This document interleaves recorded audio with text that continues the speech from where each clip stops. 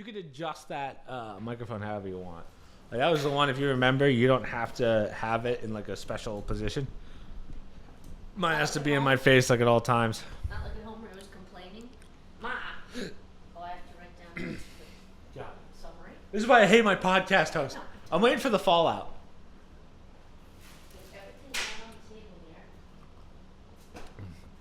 I can see the tabloids already 6 years from now. Famous podcast. The mother and son secretly hated each other.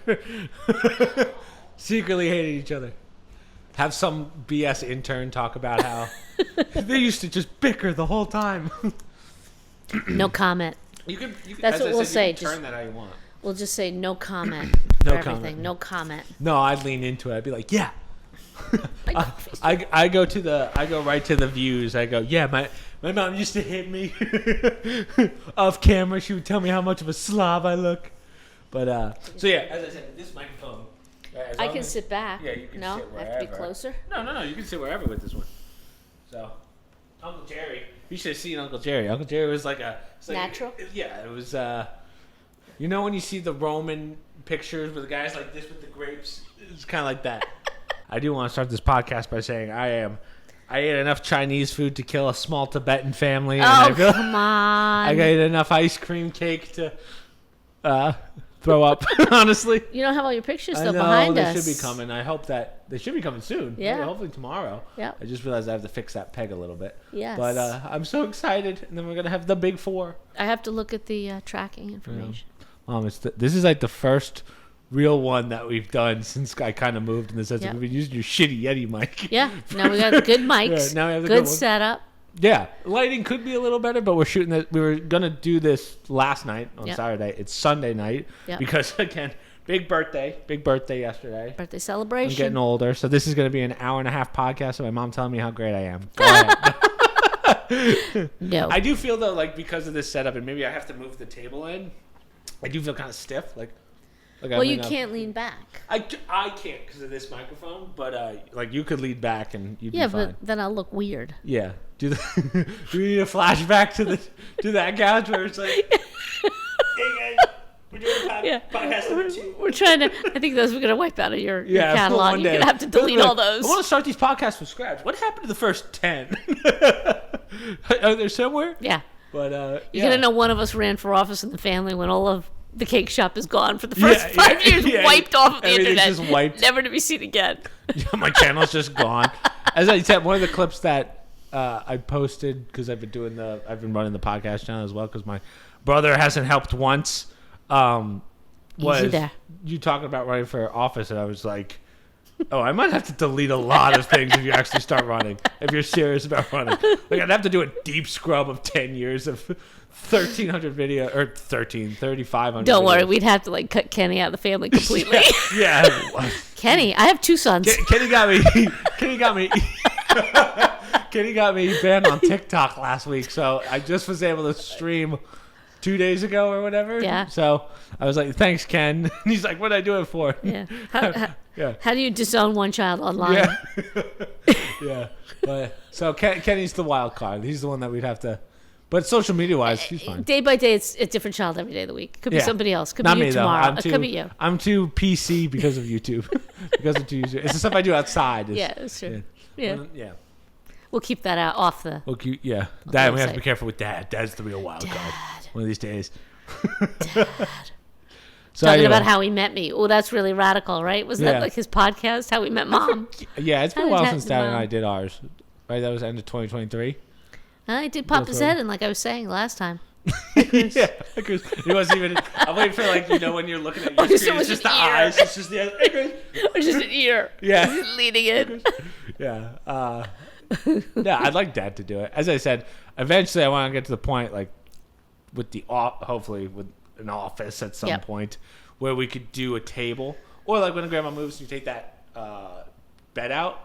Boom, we put the podcast table there, or we move it, whatever. That's the plan. Listen to you. Taking over a 3-bedroom apartment just over your little... Turning it into... Turning and then into business something. expense. Yeah. Boom. Oh, my God. Turn this place into an office. This is a good setup for Dad. He would consider if he could sit on a sofa with the microphone Wait till right he there. finds out you can put your legs out too. This becomes like a bed. Yeah. Dad'll be sitting back. We just did 5.5 hours. Get Dad and Uncle Jerry. Be like two lazy Oh my ass God, that'd be funny. bookends. Yeah.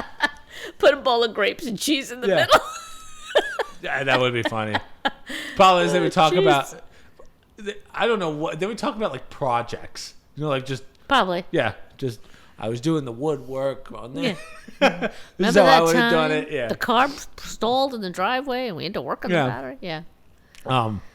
So this is our first week with our new president. This is kind of the big one for us. And in the first 5 hours, he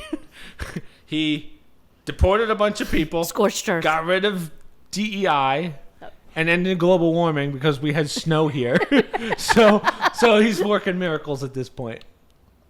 This is true. Yeah. So far, he's keeping a lot of promises. Yeah, he hasn't broken any, which I think was kind of the fear of the first one. Because if you remember the first presidency, it was, I'm going to drain the swamp. And everyone thought that was going to happen like right away. Yeah. And then it ended up never really happening. It was really just talks. But now I feel like he's really doing all the promises that he had. Even the ones that you don't... Like the big ones we talked about, like DEI, all that stuff, that you'll hear the mainstream stuff. But also he's done so many things that, like little promises that... What I also found interesting, too, was there's a lot of things he's been doing that he was very, for him, disciplined and measured and didn't talk about. Like the J6 pardons. He never officially said before that he was just going to blanket pardon everybody. The most, as far as I know, that he said was, I'll think about it, or we have to look at it, something like that. What I liked and what I explained to you was for when he first got in there, he starts doing all these executive orders. Yeah. I really liked how he sat there, and it wasn't just let me sign this and move on to the next one. Right. It's let me sign this. Let me tell you why we're doing this. Yes. Like getting out of the global what's it called? WHO. WHO. World Health Organization. Right. He said why, right? Yeah. Why is it that China spends, I'm sorry if I'm off on numbers, why does China spend $35 million when they have 1.6 billion people and the U.S. is spending 350 when we have a third, not even, of their population? Right. So when you explain like that and to the people that don't follow politics or whatever, it's great because my generation who quasi cares, they at least have a perspective that we didn't have before. Well, nobody tells you this. They don't report it in the news. No. You're not going to hear from people in Congress because that might not be their priority. And that's what's so shocking. And that's another reason why they don't care for this president. He's too transparent. He's too straightforward. And he's too much in, which is a negative to some people who do follow him, like he's too much in people's faces. But that's the reality. Whoever knew this before? I just want to prop up my pillow. Yes, your new gift from your aunt. So I think it's important to hear that. And I'm glad. I learn a lot of stuff and I do pay attention, and I'm learning new stuff all the time where I'm like, wow, who thought? I feel like my wrist would hurt if I was just signing going across. But I do like the guy that hands him the World Health Organization one. He's like, what's this? This is what gets us out of the World Health Organization. He goes, ooh, this is a big one. This is a big one. It's a good one. They highlighted those, yeah. And now I think the biggest one in the news right now is the deportations. That's probably the one that I would say is number one in the news over the JFK, RFK, and MLK files, which I think are pretty big as well. I think a lot of people are going to pay attention to that. I think it's so funny to watch the news people because I've only seen clips talking to the vice president and Trump. And they're pathetic, these news people, because all they keep saying, if you really listen to them, is you're going to deport 2 million people. How's that going to happen? They answer the question. But you're taking 2 million and you're deporting them. It's like they keep saying the same incredulous thing over and over again, and the person's answering them. Like, move on. Stop asking it like you hope to get a different answer. You're not going to get a different answer. They're getting deported. But it's 1 million people and children. They're getting deported. So I find that interesting when I'm listening to how are they going to spin this one? They just spin it by asking the same thing over and over again, hoping to get a different answer. And then call them on like a BS, like, oh, you said this the first time. But I just like how Homan, Tom Homan, they're just like, how could you do? Are you gonna do this with everyone? He's just like, yep, and just straight to the point. No, like, well, this is what we're gonna do. He goes, yep, just straight to the point. He's not giving you any BS. But yeah, I mean, the illegal immigration and now all the tariffs that we're seeing because they're not accepting their people back who came here illegally. And it's the number one issue that the American people voted for this president to do. That was his platform, and they overwhelmingly voted. He had the highest ratings. I don't care for skin color polls, but he's higher rated among blacks now than among whites. Wow, because percentage-wise, but that's unheard of. In Republican political history, that they get it.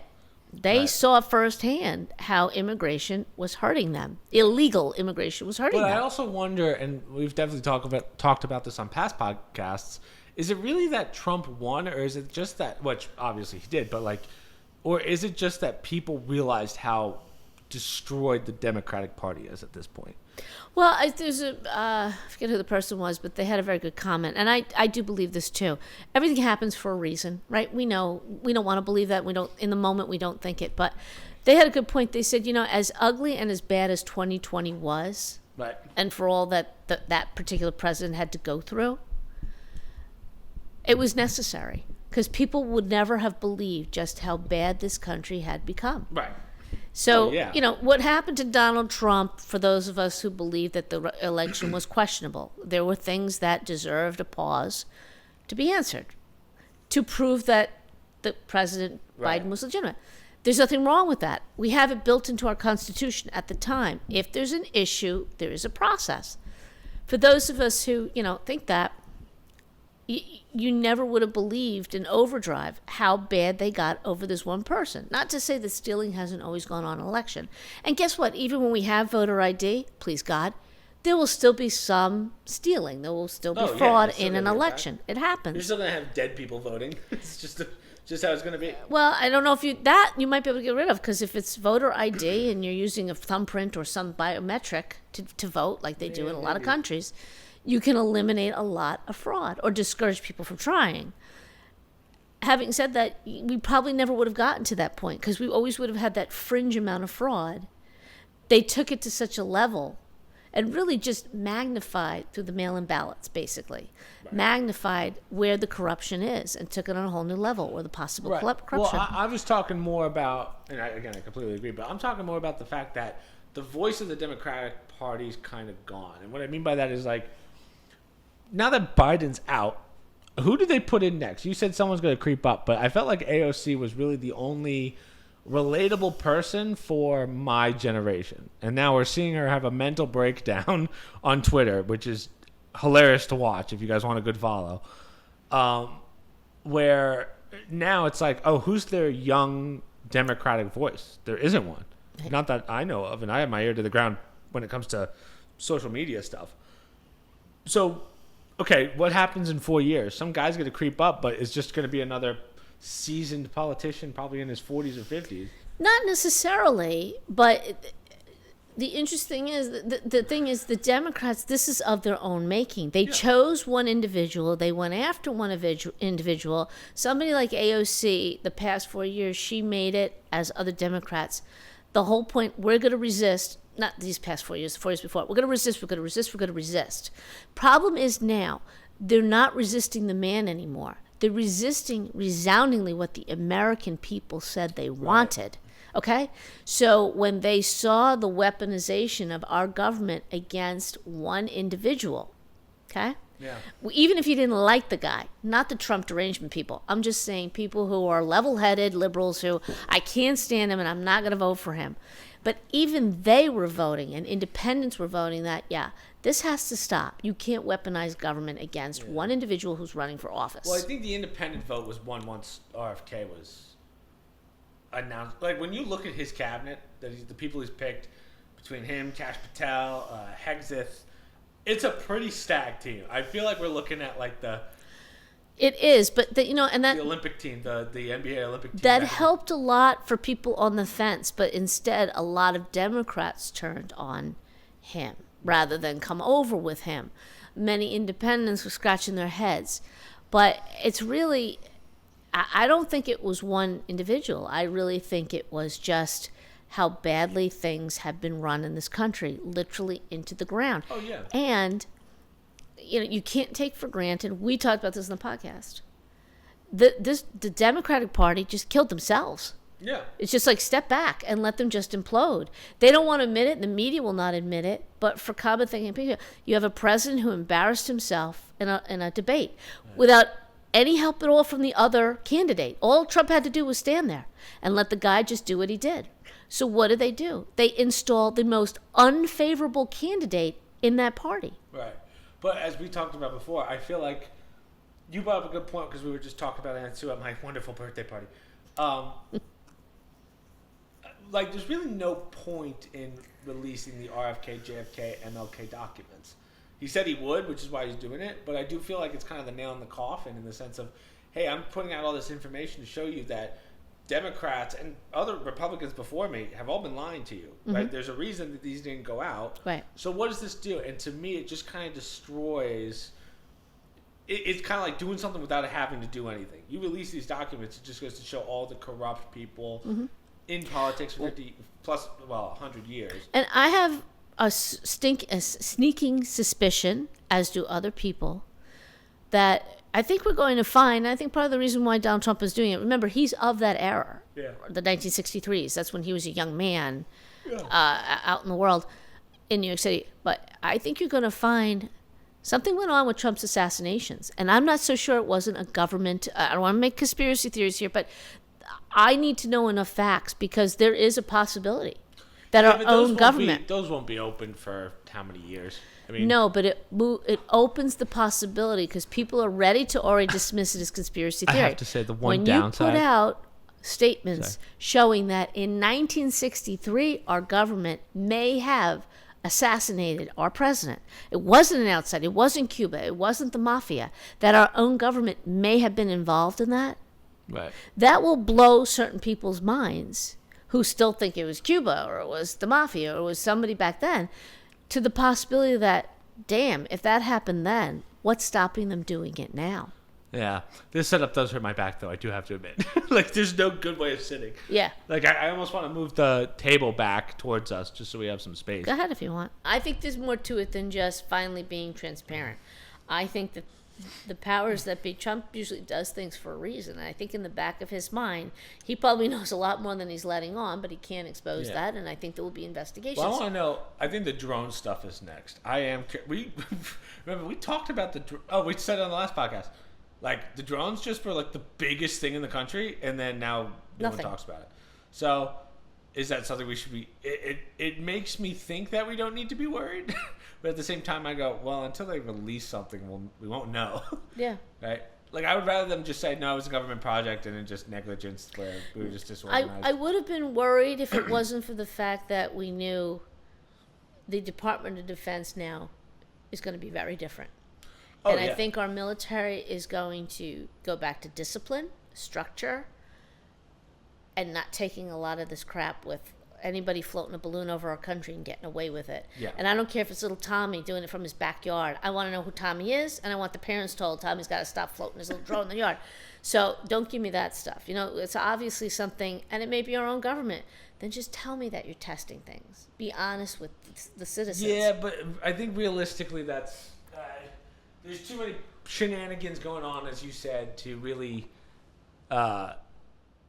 crack down on every single one. Like, because one thing that I always think about with the mass immigrations, you're not going to be able to get everybody. You can come close, but I think the departments that we have now are much better. I think there's going to be more stream, especially with the new DOGE, Department of Governmental, whatever the hell it is. I think that'll keep things in check. Mm-hmm. It would bother me, depending on how it does, it would bother me if after 4 years someone got rid of it. Because you do need some level of government efficiency. And well, okay. What annoys me and part of government efficiency, I have an ethics committee in Congress. People stock trade, people having affairs, people don't want things exposed about Cassidy Hutchinson because there will be sexual text messages coming from Republican and Democrat. Yeah. What? So we have these committees. We have the OCC, the what's it called? The Department of Government Accountability or something.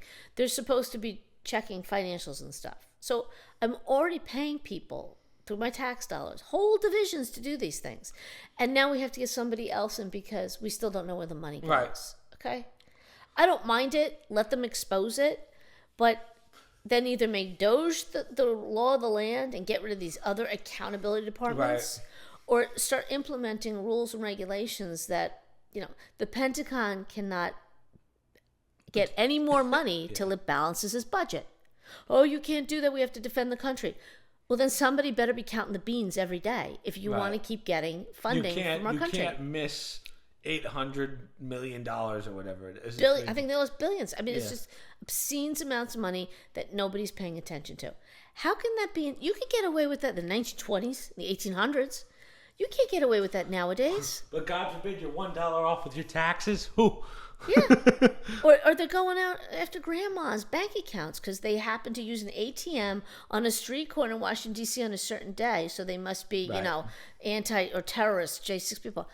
Don't tell me you can't keep track of money in the federal government. We've talked about this before. Of course they can. They choose not to.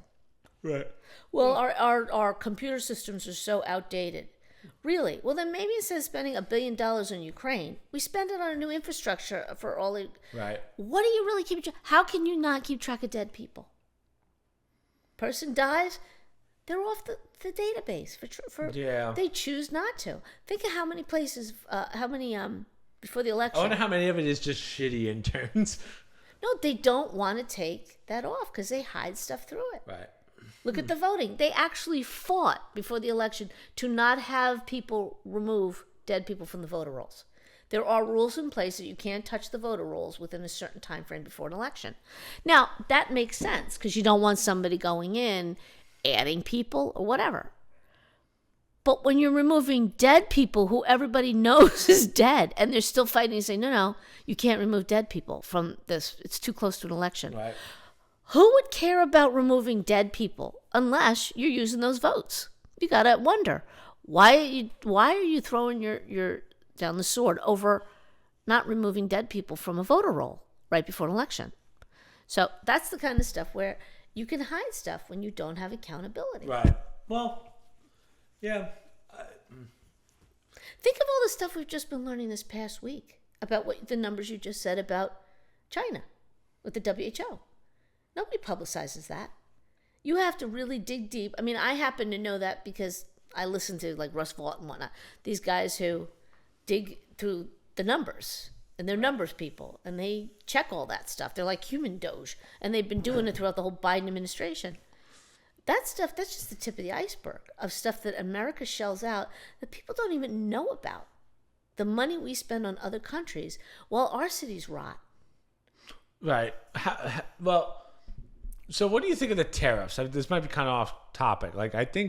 So one of the big things that happened literally today is Colombia is not going to take back their illegal immigrants. Illegal immigrants here that are going back to their country. Right. So Trump's going to put a crazy tariff on them. Their visas are going to be basically destroyed for everyone here. How do these tariffs... when I watched the Joe Rogan podcast, I understood how the tariffs worked. But when it comes to the imports and exports and blah, blah, blah, what happens with our relationships with those countries? Like, I know Trudeau is very anti these tariffs, but he stepped down like a week ago anyway. So what's the benefit of the tariffs, except for the fact that it's a power play on these countries to go, okay, listen, we get it, you're not backing down. But what happens if they don't? It just means they have to pay the tariffs, but, I mean... You wouldn't do that can you do that to China when they make so many things here? Like, I feel like if China decided we're not paying the tariff, so we're not going to give you stuff anymore, I feel like that would be detrimental to the United States. Mm-hmm. Well, put it this way. It's a relationship, all right? So, right now, okay? Chris, I'm going to buy pencils from you, and every 10 pencils, I'm going to pay $10. Right. You're going to buy 10 pencils from me, and for every 10 pencils, you're only going to pay $5. That's what America's been doing. That's not fair to us. Right. Why do you get to pay $5 less for the same product? Or I'm doing apples to apples, but... Well, it's very similar with the medications. Right. But now, the only difference is, over the years, America has said, You produce the medicines. You do it Right. over there. We haven't said it, but pharmaceuticals are like, I'm not going to produce these medications in America. I got to pay a fortune. I'll go produce it over in China. I don't have to pay them union wages. It's a communist country. They'll make these people work for basically slave labor, right? Right. That's the So benefits I of... pocket the difference. It's not like they sell the drugs any cheaper. They just pocket the difference and make a lot of money. Well, where's the problem in that?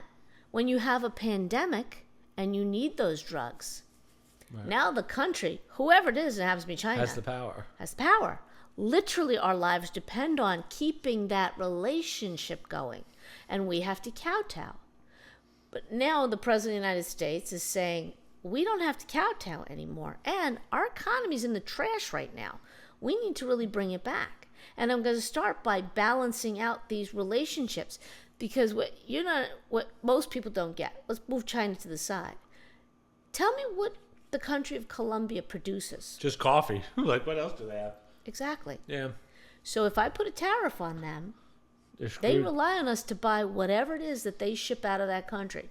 Coffee, I'm sure there's other products, but they're not known as a booming industry. What are the businesses there in Colombia? What do you know of? And I'm not looking to insult Colombia, but it's not a world power. Sounds like an insult, mother. No, I'm just saying we have the economy to support other nations. We buy other people's goods. We have Right. the ability, even our not so wealthy people.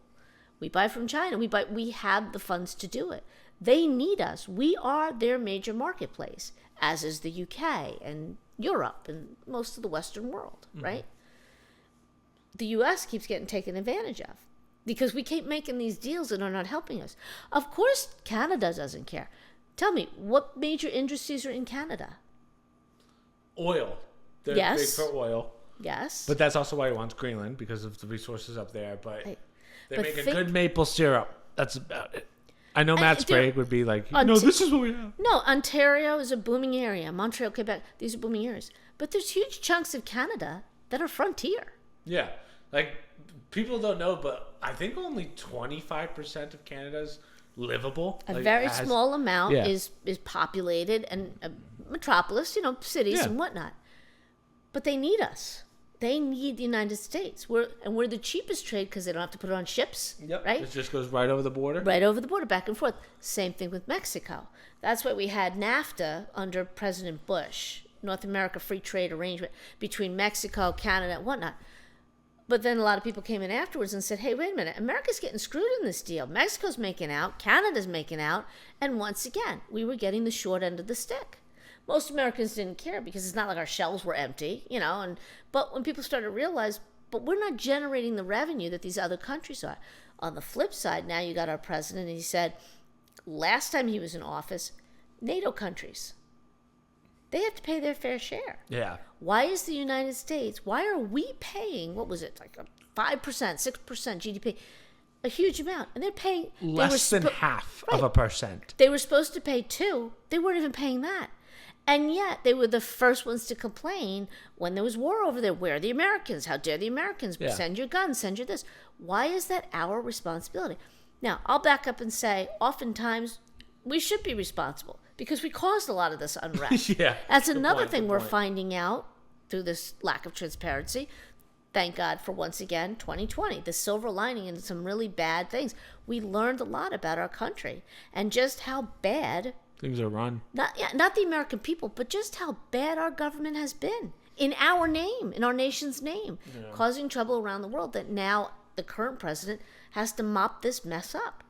Yeah. And people are going to be looking for money. They're going to be demanding money from us to rebuild these places. And we'll probably wind up doing it because we have to have that relationship. Yeah. But meanwhile, we've really highlighted, the worst thing about these tragedies in California and North Carolina, Hawaii, East Palestine, is just how little we have for our own citizens. I was going to say that, yeah. Because they said that, so apparently these wildfires, it's going to be the most money we've spent fixing something in American history. Yeah. In our own country. Yeah. So, If we do it, we'll probably wind up doing it because it's California.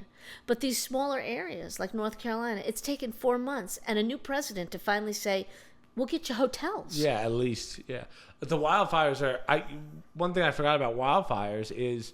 Yeah, of course, these people have their houses burned down, but let's say you build everything up tomorrow, you still can't live there because of the toxins. Mm-hmm. There's so many toxins that are left after a fire like that it's unlivable. Yeah. So they said it's probably not going to be 10 years to that place is back to where it was. Mm-hmm. That's really depressing. And then I saw that, what was it? It was, Trump had a press conference with, I forget which lady it was. Did you see the press conference? It's Trump, Melania next to him. The lady with Karen Bass, the mayor of Los Angeles. Yeah, and she's like, "Oh, we'll get everyone whatever they need by tomorrow." And then Trump goes, "Well, these people just told me it's going to take 18 months." Mm-hmm. And she goes, No. And like literally everyone goes, "No, it's going to take 18 months." Like that's just how out of the loop the mayor is. But so those people's lives, I mean, obviously changed forever. Before the fire, we learned from the Adam Carolla. It can take you at least a year to get permits to start building. Right. So his comment was, if they think it's bad now, and it's bad, he says, wait till they go to rebuild. Then they're going to find, and fortunately, this president went out there and said, I'm suspending all those rules right away. You can't have people wait to get permits to build. You just got to issue them and get it going. Because by law, in the state of California, somebody had to do that. I don't know if the governor was going to do it, whatever, but somebody had to put that down. And maybe by the Trump doing it in a public forum like that and doing it first before they gives anybody else a chance is to just show how glaringly bad it is. I assume Californians, maybe they're used to it. They're like, oh, I guess it takes a year to get permits. Yeah. Not in other states it doesn't. It doesn't take a year to get building permits. But in your state, the longer you wait, the more money everybody gets, right? Right. That makes sense. Yeah. But all the insurance companies, or I shouldn't say all, but one of the major insurance companies like pulled out all their insurance once the fire started, which is crazy. Trump also ripped it to, was it the senator or the state representative out there? I don't know what he was. I think his name was Sherman, who made a point about that. And he says, no, that's your fault. You made it impossible for them to come in and insure it. So they're their own worst enemies. And again, I'm like, good. I am glad the president highlights for the people of the state of California and the people of the country that, again, your leaders have made it very hard. And you keep voting them into office, by the way. Yeah. So now it's still questionable. Some people are like, how is Newsom still getting voted in? Yeah, but it's not just Newsom. Look at Karen Bass. She was voted in. Look at the now this guy who's, I believe he's a state representative, but I'm not sure. It's like, remember when they tried to recall Newsom? Yeah. And everyone hated that guy. Everyone's just like, somehow he gets reelected, and everyone's just like, what? Yeah. And no one did anything. Well, Trump flat out said, I'll help do the water, but I want two things out of California.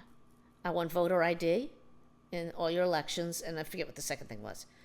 Maybe it was permits, speeding up permits. Yeah, maybe. But that's the difference. I mean, it's sadly, that's becoming the difference in this country. Because if we learn nothing else from this election, it's that when the people get a chance to speak, and the Republicans made it as hard as possible for them to cheat, rhinos, whatever, whoever does the cheating. Right.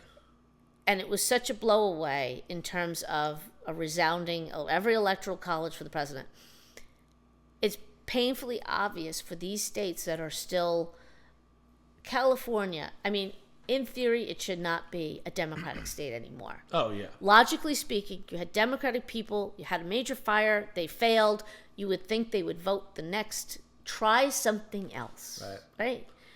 And we know that that's a possibility in a lot of these states. Well, I mean, when you look at California... But we'll never know until you clean up the voting and make sure. Right. When you look at the Republican versus Democratic maps, not just, in California, but in the country, everything is red except for the major cities, where all the news propaganda is, all the mainstream media is. So it just kind of goes to show, because the population is so big, I guess, I feel like there's just a lot more red than there is blue. Every election, it's the same story. A Republican is winning. And I'm not saying nationally. Yeah. I can say in all the different Republican's going to win it. She's going to win it. She's set to win. She's got the most votes. Oh, guess what? The Democrat wound up winning by 200 votes. This is constantly happening in California. Right. Now, I'm not going to say good, bad, or indifferent because it's not up to me. I don't live in that state. Right. But how many times does that happen in any state when when will the Republican Party, and here's your issue, it happens to be Republicans, but they don't want to put money into these candidates. They don't want to put money into them chasing the vote because they've already written the state off. Right. So what difference does it make if we don't get one Republican in some district in Southern California? It's not going to make or break the state. But here's the thing, it does matter. The people should have a say. Okay? And when it constantly is becoming, and I'd say the same thing in the opposite way, when at the last minute they come up with these votes. This has happened in New Jersey. It's the same districts every time. The Republicans winning. Oh, guess what? We found more votes. Okay, the first few times that happens, great. But decade after decade, when this keeps happening, and now it happens in the state, and guess what? They had a major disaster, and the powers that be has destroyed that state. Right. Here's a question. So after all this, right, I feel like this is like the LeBron versus Michael Jordan.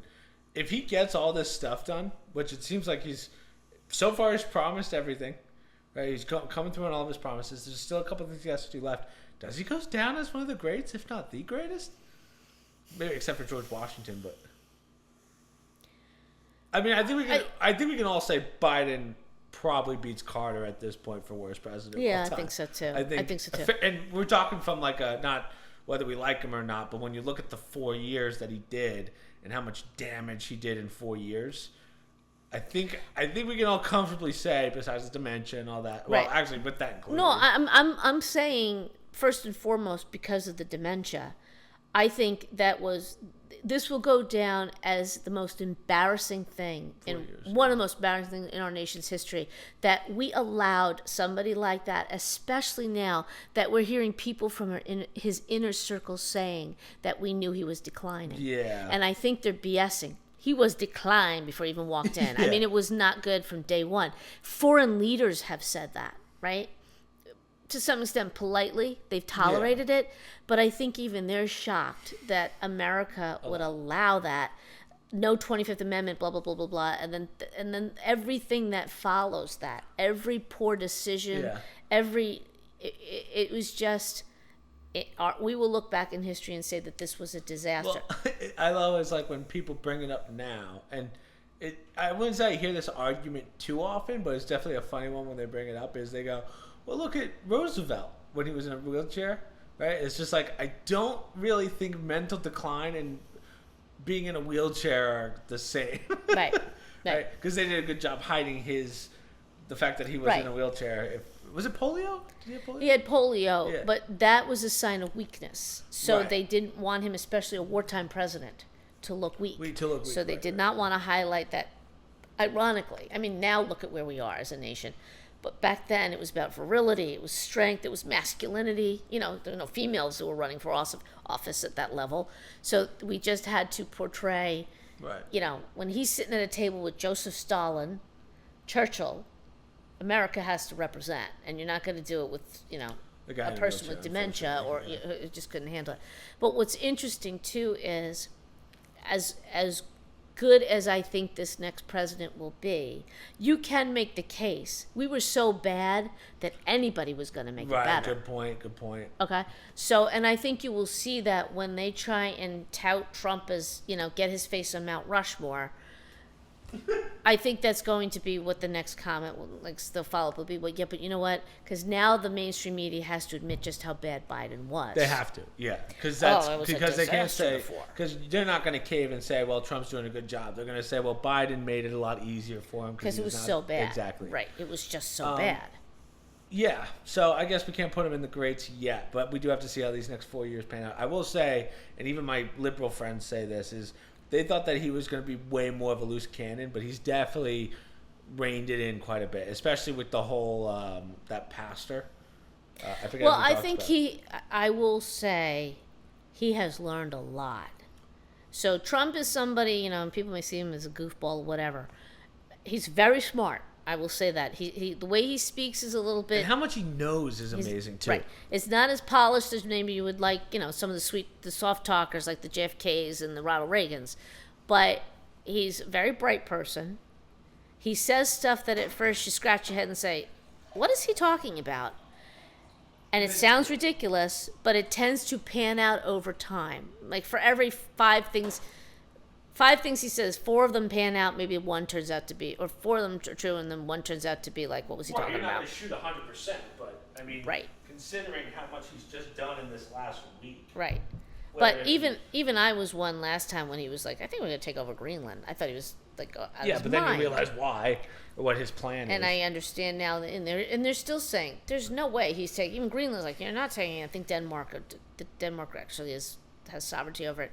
Ha ha ha. Well, they're not laughing now when he says, no, we're going to do it, and I'm going to make you do it because it's in the best interest of not only the United States, but et cetera, what's nice is he's not really doing it in like he's not doing it in the most demanding way. So did you see when someone asked him, do you think the FBI will listen to him? He just goes, yeah. Like, usually he'd be like, of course. And it's definitely going to be a different 4 years, I think. Yeah. My question is how much of that is like kind of, how do I put this? Well, remember, he's riding the wave right now of one thing. He won all the electoral votes. He has a legitimate case to say, you're not just doing this for me anymore. Right. I was voted in to do this. That's what you hear, like J.D. Vance and everybody says, this is what the American people wanted. This isn't Donald Trump, the authoritarian, coming in because he's racist and he hates people. He ran on this. And people resoundingly, independents and some Democrats resoundingly said, yes, our country's on a bad path. These things need to change. Right. Now, if he starts tackling these things, that was his platform. The next phase is what will be questionable. When he starts doing things that are particular to what he sees for the future of the country in terms of tweaking this and that. Do we have the House, Senate, and court systems, or did they not all flip red? No, we have the House, but it's not a comfortable majority. Right. Because you always get the squishies. The Senate, you just witnessed with Pete Hegseth. Right. We have 50%, and then J.D. Vance makes the deciding vote, which was kind of like, it felt like a... No, we have more than 50%. We have more. So we do have more. So we do have more than but 50. the problem is, I think it's 52, 53. You just get those two wishy-washy ones. The rhinos, you can't count on them. Susan Collins, Lisa Murkowski. Tom Tillis, who shocked me, that he was questionable. Joni Ernst, another one who, all of a sudden they have an opinion. They approved the crackpots that Joe Biden put up, I assume. Maybe they voted no, but it didn't matter because it wasn't a make or break. But now we finally have a chance to maybe you don't agree with them, but they're capable of doing the job of the president who was elected by the people that he wants him to do. And all of a sudden they're wishy-washy. So J.D. Vance had to make the deciding vote, which is embarrassing. I mean, It's embarrassing. We have the majority. It's not a huge majority. See, I think out of all the people in the cabinet, the one that I'm most interested in, it's not Elon. Truthfully, I think it's nice to have him there, but I feel like he's not going to do much. I think he's got too many other things going on. Okay, can I just backpedal for a second, back to the voter ID thing? I'll allow it. This is why it matters. So, like in Nevada, and there was another Arizona, okay? All those Chinese people. Those should have been contested.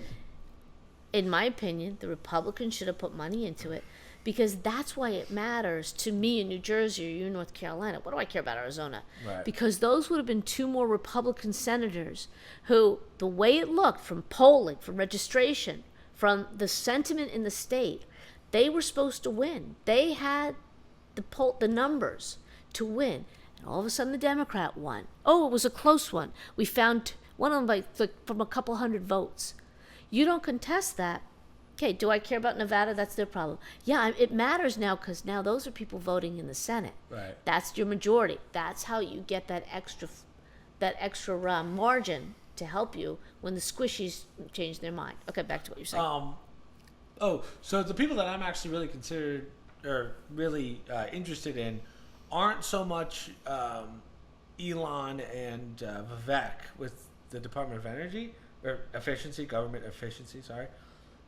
Just because I don't think Elon's going to be that involved. I think he's kind of just a figurehead to kind of get through the election, I think.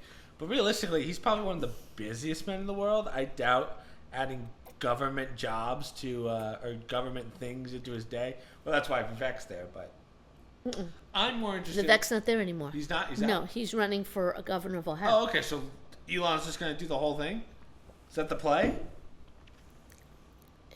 I don't know the full makeup because this is a whole new I just can't see it. No. This is not heavy lifting for anybody. Chris, he's heading up Doge, which means he's going to hire the best and the brightest number crunchers out there to sit there, and he will probably sit down. It's Elon Musk. How long do you think it's going to take for him to figure out our antiquated accounting systems in our country, in our government, to say we need to put a chunk of money into upgrading these systems and put in flips and measures and whatnot so that anything over $3 trillion automatically sets off signals of bloop, bloop, bloop, problem, problem. I mean, this is the stuff we don't have. And it's basic for somebody like him to have that accountability. It just has to be done on a massive level, on a federal level, then down to a state level, and you've got to tie those systems in. The problem he's going to have is with the bureaucracy. Right. He probably could do it on a napkin at a coffee table, what that infrastructure should be. And he probably knows enough brainiacs who could make it happen. And I know there's enough money in our government because we're sending billions around the world. But he's somebody who can sit down. I mean, he's in a different world where he's not dealing with tax dollars. He deals with his own money. He has $1 million to vote for Trump. That's the part that will be difficult for him when he understands this has to get approvals. This may be the most phenomenal system that will solve all our problems. But if it's not approved, then who gives a shit? Right. Good luck convincing AOC in the House, because they're the ones that handle the money, that this is what we need to do. First of all, I don't know that she has the brain power to figure it out. And second of all, they're going to tell her we're not voting for this because we don't want transparency. Right. But so as I was saying, I'm more interested in Kash Patel. I think that's going to be. I want to see how he runs FBI, right? Mm-hmm. I want to know. I almost said CIA, but FBI. Who's head of CIA? John Ratcliffe. John Ratcliffe was the national security guy. So he was one of the first ones to question Hunter Biden's laptop, brought to the attention. John Ratcliffe he's very good. He's very measured. He's very smart. He's an attorney. I think it's Texas senator or representative from Texas who was elevated in the first president. He worked a lot with Jason Chaffetz. Remember that name? No, not Jason at all. Chaffetz was a representative. Jason Chaffetz is the one, God bless him, he was questioning all these FOIA requests back when Trump was, all these people were getting indicted around Trump before the impeachment, the first impeachment. Papa something. Papua New Guinea. You remember his name. The Hillary Clinton scandal, the Russia hoax. Okay? Pompeo? No, not Pompeo. It's a Greek name. They were all people that were working on the Trump campaign at the first election and part of the transition involved in stuff. And they were basically set up, or they were the CIA operatives that were employed by Hillary Clinton, DNC, who paid for these things. They came up with this Russia hoax. And to do this, they needed to get FBI interviews so they brought people in with Trump. There's a whole background story. But they did these FOIA requests, and they have to go before judges. And John Ratcliffe was the one who was pulling some of these FOIA requests. Jason Chaffetz was the first one. You could only view them in a secure location and blah, blah, blah, blah, blah. Things would be leaked, right? And Chaffetz was the first one to come out and say, something's not right with these. There's not, I'm paraphrasing, but the judges, they're not seeing everything, and some of these are being rubber stamped and blah, blah, blah. So they immediately shut him down. They completely iced him out because he knew too much. And then Ratcliffe, who was national security advisor, he started looking at some stuff too. So he was coming at it from another angle. And there was Mike Rogers, I believe. He was literally, even before Russia hoax, he was now we're really getting to the weeds here, but he was identifying the Obama era, right? The time of Obama's presidency, now he was there 8 years, things were going on with our national security. It was post 9/11. Remember, we created the Homeland Security Office, the HHS. Now we've got all these other alphabets coming in. And what we were finding with Trump and what was exposed is the way these different groups were set up, they didn't have to talk to each other. So you had silos of information. A guy by the name of Mike Rogers came in and he said, wait a minute, we're using some of these rules here, these things from 9/11, the Patriots Act and whatnot. We were using these things to give government, they could surveil like telephones, cell phones, things that were going on, and store that data. to identify possible terrorist attacks. Right. This came out on 9/11. Now, the theory is, during the Obama administration, they realized, hey, wait a minute, we have a tool here, okay? We could now use this tool to look at everybody. And then they started using this tool to look at candidates running for office. Now, I'm simplifying it, but this person, Mike Rogers, came in and he noticed this. He goes, something's going on here. We're using this against our own citizens. That's not what the intent was. Well, they couldn't get him out fast enough either, because he was identifying this. From that, now all of a sudden we're starting to seeing this Russia hoax, and the security people are saying something's not right here, blah, blah, blah. This was all part of that whole deep state, how it operates, and people never knew this is where our government was going. You just assume we've got rights, Bill of Rights and whatnot. You can't spy on Americans. Right. Oh, wait a minute. If you look at the fine print of the Patriot Act, we can. So from this, we get to this whole other level. Fast forward to the FBI. We've seen what was happened. James Comer, remember the big guy who was with Trump in the first one, then he turned out on Trump, and then he claimed that Hillary Clinton didn't do any. He made a big statement. Hillary Clinton, we're not going to prosecute her because she didn't do anything wrong, even though she paid for false documentation. Yeah, and that was during the time where they found out that the Clinton Foundation was working with was it ISIS at the time? Remember that? It was taking funds from Al Qaeda or something. Probably because money was coming in, flowing into her. That was questionable. Sense. Yeah. Right. So James Comer James Comey. Eventually, Trump finally fired him, but he was like the head of the FBI at the time, right? Now it's Christopher Wray. But Christopher Wray's now out. So the corruption was starting to be exposed at the FBI. And once again, they were supposed to be doing one thing. Turns out they've been spending our tax dollars doing something else. And meanwhile, they're not investigating crimes like they're supposed to be in our country. They're spending more time on Russian hoaxes and going after a president than they are what the FBI is supposed to do. So that's another reason why Kash Patel's coming in. They don't like Kash Patel, meaning the liberals and some of the rhinos, because he wrote a book, Government Gangsters. And in that book, he outlined this is what was going on all those years. This is what these people were doing, and this is why they need to be removed. He's so diligent with everything that he does. When he's trying to get you, he'll get you. Yeah. Yeah. So bright guy. I mean, I think he was under John Ratcliffe for a while there. Oh, really? Yeah. I don't know his background. I only know. I've only seen him on podcasts. I've seen him on a lot of things and how he explains himself, and you're like, oh, this is a guy that has the information. I always kind of describe him as like if you took the crazy out of Alex Jones, he's right there. Yeah. He's not crazy. He's a very smart guy. He's very measured. But are you talking AJ or are you talking Kash Patel? I'm talking Kash Patel. Yeah, I agree. He's not crazy at all. Right. I've been listening to him for 4 years now. But also, I have not read his book. I didn't watch the movie. But he's very measured. And he sounds crazy because the stuff he talks about at the time, you're like, what? Has proved to be true.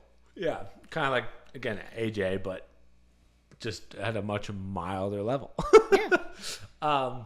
Do you have any articles, Mom? I know just because I knew this was going to happen, we just did an hour. Yeah, no, my articles were science-based. Oh, okay. I don't know if you care, but they were kind of interesting. Let's go for it. We'll do a full 180 just because we just did an hour of politics. I have nothing in the news because there's no gaming or anything. I want to be extremely hopeful here because we talked about. Did we talk about the last podcast about we did. Joe Rogan, Mel Gibson was on. And he talked about the ivermectin. Yep. The fenbutazole. I can't even pronounce it. And some of the drink that you take, and he had 4 people stage 4 cancer that he knew who are now cured. Allegedly. Again, we were talking before about Mel Gibson. Seems like a nice guy. A little bit of a screw loose. But I have seen subsequent articles from oncologists who are testing it because they have seen it also. So he's not pulling it out of his ass. Okay. There is something about that. Fast forward, I'm seeing radiation therapy. So, people with cancer, especially when metastasized, when you have the tumors, you have to do chemo, and then they do radiation therapy. Problem with radiation therapy when you do it is it can kill good tissue also. Cells. Yeah. Because you got to do like 3 or 5 minutes. Chemo's terrible because chemo you have to flush everything out to get the medication in. So I'm paraphrasing, but and that kills the good stuff too. There's probably some doctor right now watching going, she just butchered. Yeah, she knows nothing what she's talking about. She's an idiot. Okay. Yeah. Geneva, Switzerland. The European Lab for Particle Physics is called CERN. I guess that's maybe the Swiss word. CERN. A woman by the name of Marie-Catherine Vozenin. She's a radiobiologist. She created something called the Flash, which is a new intense proton delivering machine. Radiation at ultra high dose rates, so it's less than a second that they shoot it. Think about that. So Less than a instead of second. long-term exposure, you're getting fast, high Ultra powered exposure. Okay, it destroys tumors in rodents, but yet it spares the good tissue because it's so exact. Okay, especially. Oh, man, okay. Now, what's especially interesting is it's very promising. They have to do more testing, but they're thinking about the ramifications for, say, for instance, pediatric brain tumors. So you're talking about a very small area to begin with, and oftentimes having to do this radiation to save their lives, they wind up with disabilities or all sorts of mental problems because they hit the good tissue. If they're able to pinpoint this and just destroy the tumor, that would be an incredible advancement, okay? That's very precise. It's kind of similar to, what's the name of that guy? It's kind of a conspiracy, but the guy that was using frequencies to kill, he would use high frequencies to destroy blastomas. Yes. Right? And then listen, if you want to go down a conspiracy rabbit hole about how bad the medical companies are, go check that one out on the Y Files, because this guy essentially had a cure for cancer. They bought it from him, and he was like, "No, I'm not going to sell it." And then basically was dead. And then they tried to recreate it, and they couldn't. Yeah. So I'm surprised they didn't just take it from him. That was also good. It reduces the risk of secondary cancers, because if you don't get the whole, blah blah blah, it won't come back. Right. As of now, the downside is it requires very specialized machines. They're enormous, and if they get to the point where they're doing this on humans, I think they're at the phase 2 trial. There's probably like 3 phases. You have to physically go to the machine. They can't take it from place to place. So using proton therapy with specialized machines forces them to use something when you're doing that high dosage and that exact. Obviously, it'll be limited, or it's going to just cost too much money at first. Who's going to want to spend that? We'll see. My other one similar in science is a breakdown in plastics, which... Plastics? Yeah. So is this going to talk about how much plastic we eat, even though... No, this is not about that. It's more mundane. So we all know that the recycling industry is a hoax, right? We've been recycling plastic forever, and basically they just stick it on ships or they dump it out at the sea. Yeah, because nowadays, even if they didn't do it that way, nowadays we have the technology that you don't have to separate it anymore. Right. There's not really a point. Well, and on top of it, they have a mega way, because they can do anything with these plastics. So it was very expensive to melt it down, and it turns out, it's more cost efficient to just make new bottles. Right. But then we're not recycling anything technically. If you don't reuse it and make more, what's the point for something else? Scientists in South Korea, they're looking at those, it's called the PET plastics, those are the ones that go in the bottles and everything. They're tough to break down, so they developed a biocatalyst. You know what a catalyst is, right? It's an enzyme that makes it break down faster. Kubu M12, Kubu M12.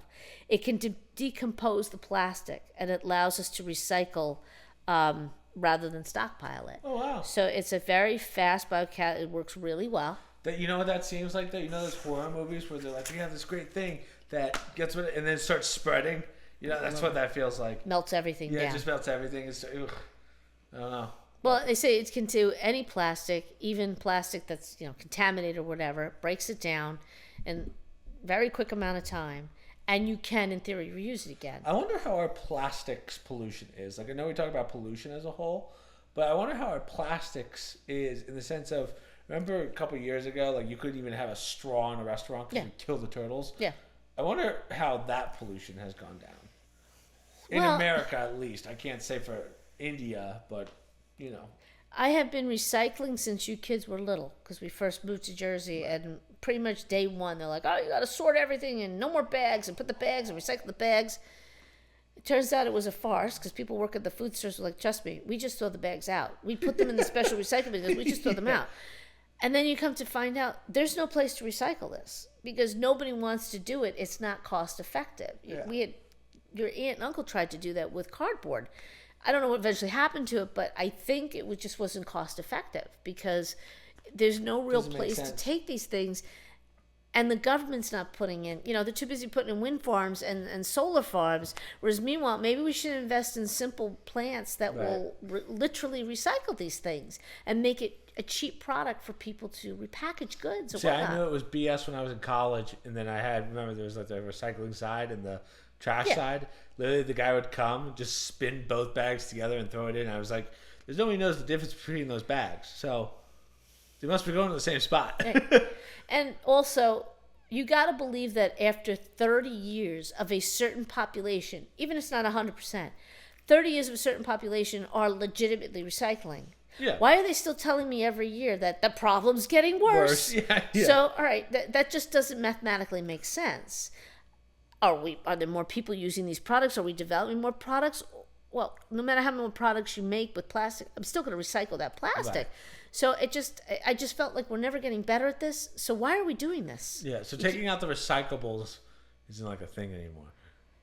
No, we still do it, but now it's all dumped into one bin. So it used to be you had to sort it. Now it's all in one bin, and now some places, like your grandmother's in upstate New York, they don't even recycle anymore. Yeah. They throw it in the garbage. Yeah. Huh. What's the point? I don't know. One step at a time. But I'll say this. I don't mind recycling things if there's a point to it. If you tell me that you're breaking down the bottles, and now I have hope because of Kubu M12, that you'll break it down and reuse it and make more bottles. That's great. We don't need more plastic, polyethylene, blah, blah, blah. Why are we making that? Because the byproducts are dumping in the water. That, to me, is more valuable than I'm sticking wind farms somewhere that break down. Do that basic stuff, because that's a huge amount of litter or stuff that we could be cleaning up from the oceans. And think about that. Now a company has an incentive to go get those bottles. If it's going to cut the cost of their packaging in half, let them go clean the oceans and get those bottles and break it down. Right. Win-win. But, we're light years ahead of where we need to be for that. But at least this is a start. So those are my hopeful messages. It comes with time. Right? It just comes with time. But, yeah, I just realized how exhausted I am. I'm looking at you. I was like, wait, hold on. Why am I falling asleep right now? I'm going to blame Grandma. I'm going to blame the Chinese food. And a big party. A big party. I'm also going to blame Attack on Titan because I've been so locked in. I'm forcing Mom to watch the rest of Attack on Titan. We just got to season 3. So we have to finish 22 episodes plus season 4 in a day. So not tonight. You're too tired. Yeah, I'm exhausted. I don't know why. And I still have to edit this since it's a Sunday. So I'm going to shower, probably start editing this, and then get to bed. Yeah, go to bed early. I don't know why I'm so tired. As I said, I was tired all day, and I don't know why. Maybe you're getting sick. You're not taking your vitamins anymore. It's not possible for me to get sick, Mother. I haven't been sick in 10 years. What was that thud? It's the people upstairs. Oh, it sounded like it was in your room. Yeah, well, maybe you should start taking vitamins again. Fine, Mother. I just don't know which ones to take. Oh my God. I just don't know. There's a B12. There's a B2. I'll put a demo cup together that you can match every day. Yeah, I have to be like, wait, which one is this? But... Hold on. Mikey. Yeah. Chris needs his vitamins. Yeah.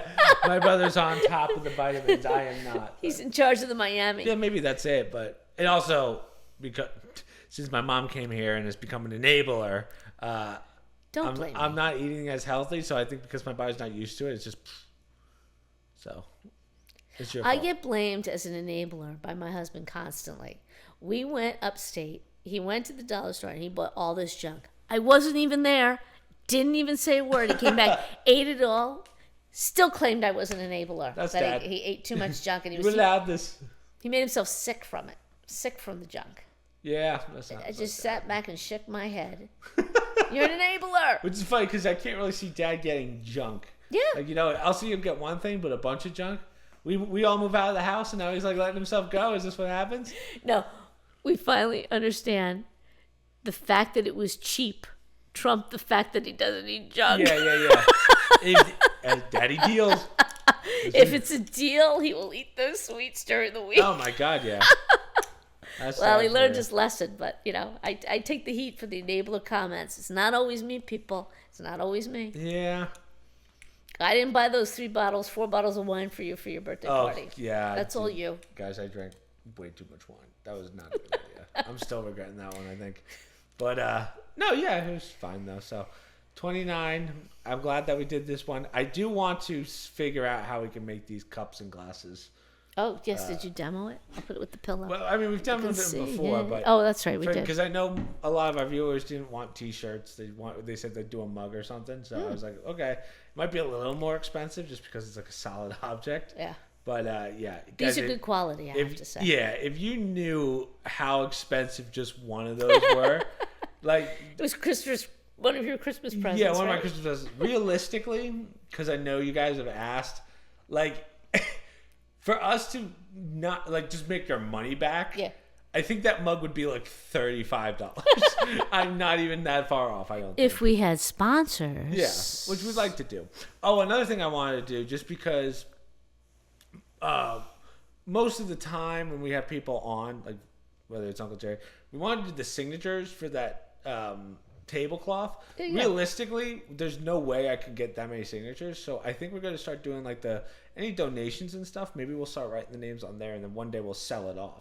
Oh, that's an interesting That'd be pretty idea. cool. Yeah. So, and then if sponsors want a big name on it, we could give them their spot. But yeah, just because I think that way, one, we can get all the names on there for the people that have been longtime subscribers, the OGs, and then we'll do it kind of like seasonally. So once that gets too filled up, maybe like every year we'll sell it off or something. Yep. So I think that'll be pretty cool. Yeah, that'd be kind of neat. Yeah, just because we don't use that tablecloth anymore because we don't have a table. So right. What I would do is I'd actually hang it over there on the kitchen table. Or do it as a backdrop. Yeah, I don't want to cover these because these are.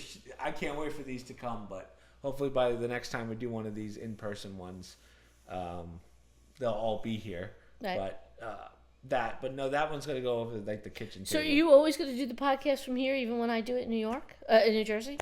No. I was going to say, well, you always. I won't lie to you. I like this setup, but this hurts my back. Yeah, it's a little bit too soft. Yeah, because it's not that it's soft. It's just like there's no real comfortable way of sitting. Well, and you also can't easily post the articles like you do when we do it online. I can still do that. That's not that like hard. From that position. But I realized because it's a half couch and not a full. Like ideally, you'd be there, I'd be here, and we look at each other like we used to do. Yeah. But you can't really do that because there's no back over here, and I develop a spine problem. And I don't mind this, but I prefer sitting at like a desk because I write and whatnot, and it's a little bit more. Like I thought this would be super comfortable, and I guess when I did with Uncle Jerry, it was comfortable. I'd have to ask him. No, this is comfortable over here, but I got more sides than you. Yeah, I got nothing. So there's no back over here. I like this couch.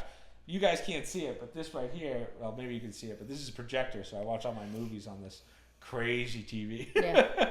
So this is like my version of a man cave, besides my office. But yeah, to your point, I would much rather do this with a table. Yeah, so, I think it works a little bit better when you hire tables. Guest room is going. Oh, gosh. Take the guest room, get it out, put a podcast table in there. Well, unfortunately, I may never use it because I thought your grandmother would come over here and I'd be spending time all the time here, but now I'm back and forth to your aunt's. Yeah.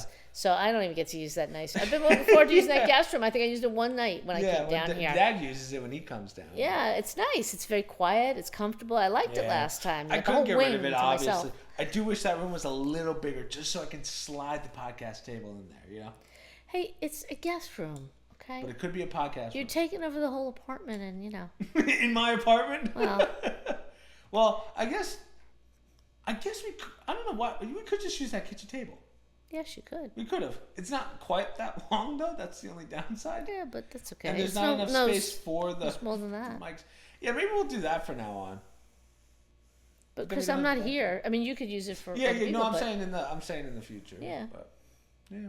Okay. All right, guys. Well, you let us know because I'm sure the backdrop of this looks good, but I am not comfortable. Everybody might be seeing a little too much of Pancake right now. Yeah, I'm a little too relaxed. I'm tired. I'm ready for bed. But yeah, no. Well, it was a good one anyway. We got through a lot, even though. Well, either way, we talked about a whole week's worth of stuff just because this week was pretty covered a lot. There was really nothing else, like gaming-wise, nothing. It's been, for me, a busy week, so it's... Yeah, it's been travel. Truth be told, we also had to squeeze this podcast in because we have so much shit going on. That's right. Tried to do it earlier, but Grandma kind of put a snag in that. I wanted to do this earlier. I wasn't quite awake. Grandma was asking questions. We almost had Grandma on the podcast, but that was I'm not doing it, Christopher. Yeah. No, her comment was, do I have to put makeup on? Yeah. You're not going to be on it. Yeah. I'm not going to be on it. I said, well, you can, but Yeah. like, Graham was the kind of person who'll say, "Oh, I'll do it," and then we record the whole thing. She's like, "I don't want to be on." Yeah, take me out. Which Take is me out. set It's in the like, middle what? of it, you know? What? Right. What are you supposed to do with that, Graham? We'd have to put like one of those black faces over her face the whole Yeah. Tell everyone it's like someone famous.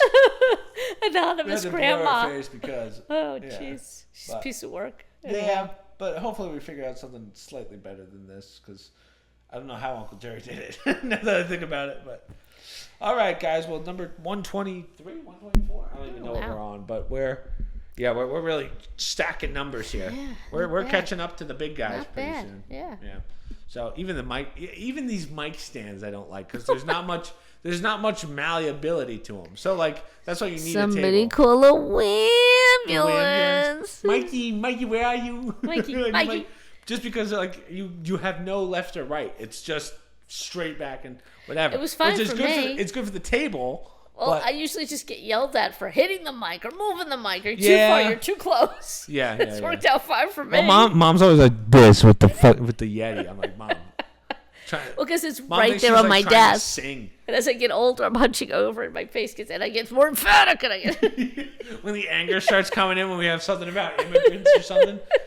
I'm like, Mom. I lean into it, Yeah. literally. Yeah. Jeez. But, so that's why I think the table would probably be a better idea. So. Whatever you want to do. Plus, we have the extra TV. We use that for our monitor. Kind of like the old days. We revert back to the old days. It goes around, goes around. Yeah, we just go back to where we started. Yeah. The black tablecloth all over again. Yeah. Which is fine. I like the tablecloth on that wall, though. Like, let's say, so hear me out, not to go too deep into it, but where my coffee table is right there, you guys can't see it, but the Kitchen wall table. turns right there. No. The coffee table's with the GoPro goes. We do the podcast like how it is now. But the sheet with everyone's names on it, subscribers, donators, whatever, goes on the wall behind it, and then boom, we have our backdrop. Even though I do like having the big ones in. Yes. So I'll send a picture in the Discord eventually, but you guys can't see it. I love these. Shout out to Turn Ninja is the website, I believe. Ninja Turn, I Turn think it's called. Ninja? Is it Turn Ninja? Okay. These guys make posters. Sponsor me. So as you can see, this one's Naruto. But it does the whole story of the character by design. So I think that's pretty neat. So we got Naruto. Right here is going to be Ichigo from Bleach. That one is, which one? Luffy from One Piece. And then Goku over there. So I think it's so cool how it's literally the full story that is designed into it. It's one of those pictures where every time you look at it, you find something new, which I like that. So I'm excited. Hey, it was on the Santa list. Yeah. They used to make Christmas present, but they have like virtually everyone from every show. You're like, whoa. So again, let me recreate. Elf, how old is this Chris Catucci? Yeah. I said, I don't give a shit, Elf. I'll fly up to North Pole and beat your ass. Hasn't been around like 30 years. So mean. This is my dream. Given I did ask for this last year when I was a year younger, so. But no, yeah, I really do. What is it? A train set next to your Elf? There was a squishmallow? What? Yeah, jeez. But yeah. Well, all right, Mom. So we'll end it there. The only things I have to promote. Obviously, we didn't have a video on Saturday just because of how crazy it was, and then also we had no games. I don't even remember what I posted last week. It feels like so long ago now. Yeah. But obviously, Discord down below, social media, promo code, stream links, and hopefully we will see you guys next week.